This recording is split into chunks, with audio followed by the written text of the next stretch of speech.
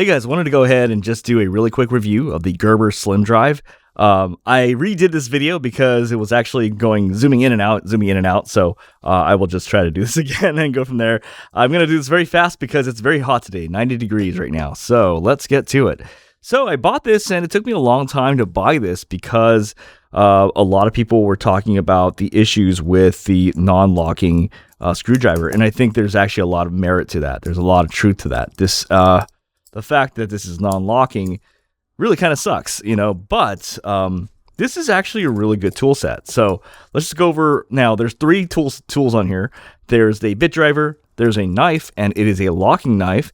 And at the end, I can't even take this out, but it's supposed to be basically a bottle opener, and that sucks. It doesn't even come out. But obviously in this case, this is the bit driver, which is really cool. This takes double-sided bits, but it also takes regular bits. But also at the same time, as mentioned, this also is a regular knife. Now I noticed that the lock mechanism is a little bit more stubborn, so you got to really push more down on it. I initially was like, whoa, it's not locking. So you have to push down more on it. Typical Gerber piece of crap stuff, sometimes. And obviously this thing is not working for me. Okay, well, so I do want to mention a few things here. So, what I want to say is the locking thing. What I thought, and I'm actually glad I was able to redo the video because but let me just get back to it.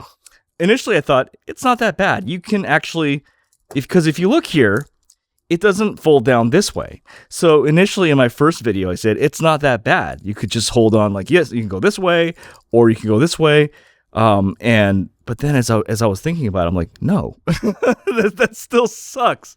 And you know why? Because even if you hold here, well, you got to turn, right? So if you're turning, well, where's your thumb going? You know what I mean? So it still sucks. Because I was initially thinking, well, because the way it is right now, right?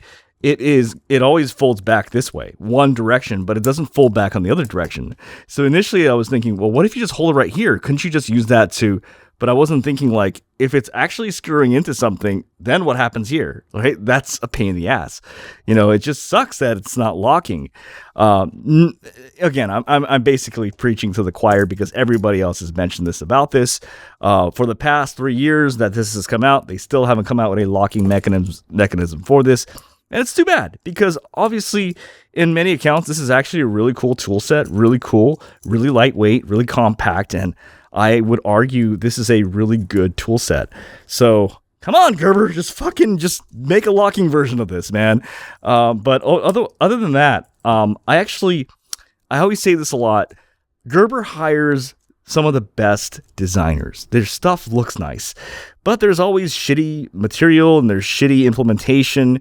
It's just a Gerber thing, but again, now the one workaround kind of, but it's still sloppy, is where you can hold it this way and it will work. But then at that point, it's just like, well, what's the point? It's not as good.